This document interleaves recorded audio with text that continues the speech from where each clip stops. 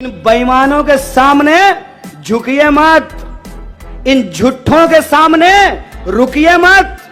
अगर ये टोके तो इसको पलट करके सवाल पूछिए। आज से पहले देश के इतिहास में ऐसा कब हुआ था कि महंगाई के फायदे गिनाए गए थे? प्रधानमंत्री जब नारी सम्मान की बात कर रहे थे, बलात्कारियों को संस्कारी बताया जा रहा था, मांगेंगे इस बात के लिए माफी?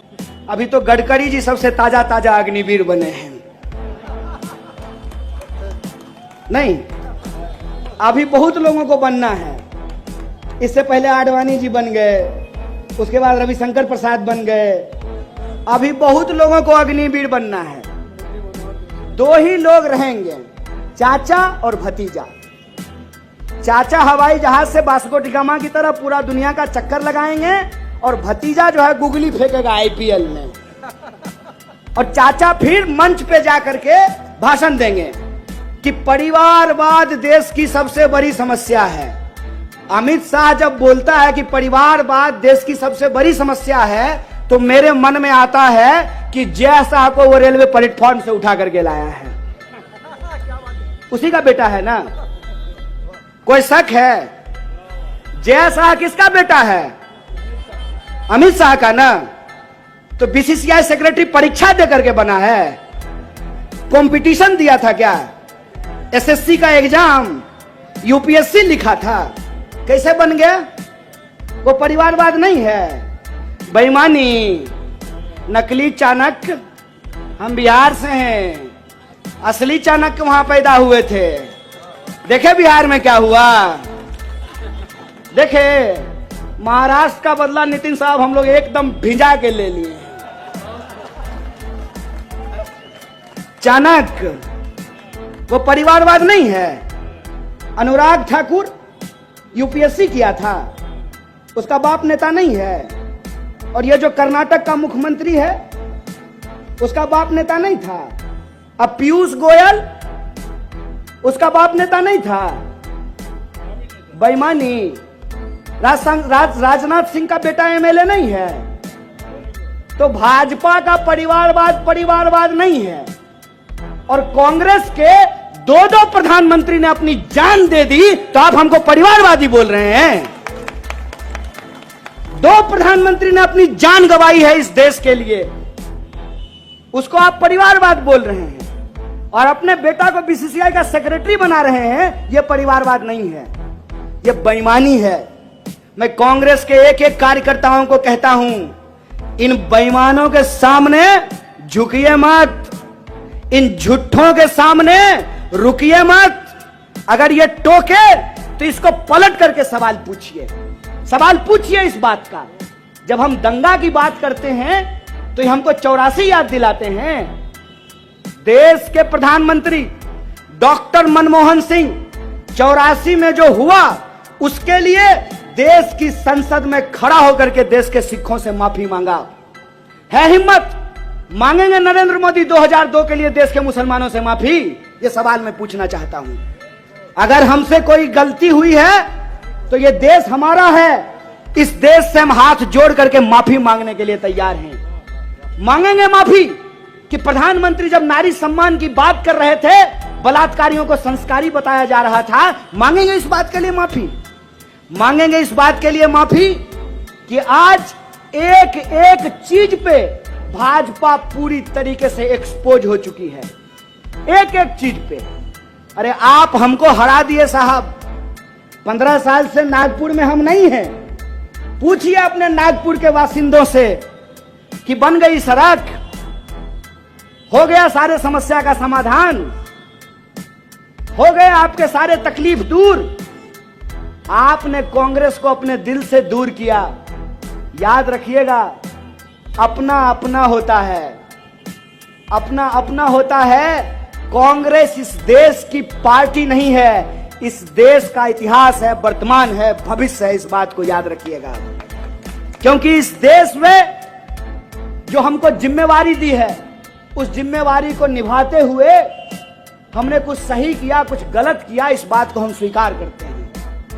लेकिन हमको गाली देके, हमको बदनाम करके, हमारे बारे में झूठ बोल करके आपने जिनको अपना आशीर्वाद दिया वो तो देश ही नहीं रहने देंगे, इस बात को याद रखिएगा। आज जिस तरीके से एक एक चीज का कत्लेआम किया जा रहा है वो अपने आप में एक बहुत बड़ा प्रश्न चिन्ह खड़ा करता है।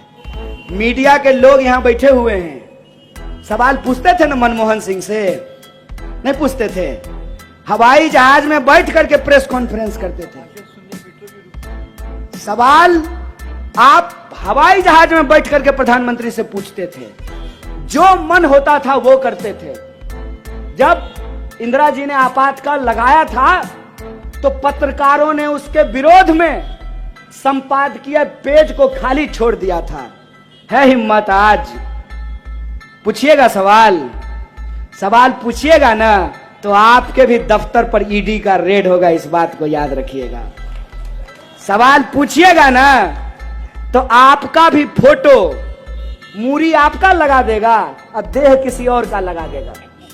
सर आपका और तन किसी और का, आपको भी बदनाम किया जाएगा, आपको भी धमकी भरे पत्र लिखे जाएंगे, आपके भी परिवार के लोगों को परेशान किया जाएगा, आपको भी सोशल मीडिया पे गालियां निकाली जाएगी। और प्रधानमंत्री ने आज तक एक भी प्रेस कॉन्फ्रेंस किया है? कहते थे मनमोहन सिंह मौन मोहन सिंह हैं, यही बोलते थे ना। और ये हर दिन जो रेडियो पे जाकर के मन की बात करते हैं, पत्रकारों से आकर के देश की बात क्यों नहीं करते हैं? ये सवाल इनसे पूछना चाहिए कि नहीं पूछना चाहिए? है हिम्मत? करेंगे प्रेस कॉन्फ्रेंस। किसको देते हैं बाइट? अक्षय कुमार को। और अक्षय कुमार क्या पूछता है? प्रधानमंत्री जी आप आम काट करके खाते हैं कि चूस करके खाते हैं? खाते कहां हैं? निगल जाते हैं। खुल जा सिमसिम बोलते हैं और शाम आम सीधे थाली से उठ करके उनके पेट में चला जाता है। बताइए, देश के प्रधानमंत्री से इस सवाल का क्या मतलब है कि आप आम कैसे खाते हैं? अरे आपको जैसे मन हो वैसे खाइए। आप इस सवाल का जवाब दीजिए ना कि आरबीआई कह रही है कि अगर बैंकों को इसी तरह से निजीकरण किया गया तो देश को इसके परिणाम खतरनाक भुगतने पड़ेंगे। आरबीआई अपना रिपोर्ट जारी कर दी, फिर सरकार का दबाव आया और आरबीआई ने अपना रिपोर्ट वापस ले लिया। इसीलिए आज हमारे कांग्रेस पार्टी के नेता ने कहा कि आरबीआई का मतलब पहले होता था रिजर्व बैंक ऑफ इंडिया, अब हो गया है रिवर्स बैंक ऑफ इंडिया। और जो लोग विरोध करते हैं उनको पद से हटा दिया जाता है। आरबीआई ने कहा कि नोटबंदी का फैसला हमारा नहीं था। आरबीआई ने कहा कि नोटबंदी अगर होगी तो अर्थव्यवस्था को इसको गंभीर परिणाम भुगतने पड़ेंगे। और तब रात को आए अचानक से और कहा कि आज से 500 और 1000 का नोट बंद हो गया। दावे क्या किए गए कि इससे आतंकवाद की घटना रुक जाएगी, नक्सलवाद की घटना रुक जाएगी, काला धन वापस आ जाएगा। तो पहला सवाल कि नोटबंदी हो गई, आतंकवाद की घटना रुक जानी चाहिए थी, तो पुलवामा करने के लिए इनका चचा लोग आया था। कौन था? देश में नक्सलवाद की घटना कैसे हो रही है? और काला धन अगर वापस आ गया है तो आपके खाते में 15 लाख रुपया पहुंच जाना चाहिए था ना। ये बोले कि काला धन स्विस बैंक में जमा है, काला धन स्विस बैंक में जमा है और लाइन लग गया है एसबीआई के बाहर, स्टेट बैंक ऑफ इंडिया के बाहर। नोटबंदी के दौरान सैकड़ों लोगों की जान चली गई। जो छोटे छोटे व्यापारी हैं, जो नगद का धंधा करते हैं, उनका धंधा तबाह हो गया। उसके बाद जीएसटी लेकर के आए, क्या बोल करके कि 1 नेशन 1 टैक्स होगा। सुनने में कितना बढ़िया लगता है, 1 नेशन 1 टैक्स होगा। अगर 1 नेशन 1 टैक्स है तो महाराष्ट्र में डीजल का अलग दाम और बिहार में डीजल का अलग दाम क्यों है कि नहीं है? क्यों अलग अलग दाम है? तब कहते हैं कि कच्चे तेल की कीमत बढ़ गई है, इसीलिए पेट्रोल और डीजल महंगा हो गया है। तो अभी कच्चे तेल की कीमत घट गई है तो पेट्रोल और डीजल सस्ता हुआ है क्या? जब कच्चे तेल की कीमत घटती है तब यह कीमत नहीं घटाते हैं, लेकिन कच्चे तेल की कीमत अगर बढ़ गई है तो उसके आधार पर यह महंगाई को डिफेंड करते हैं।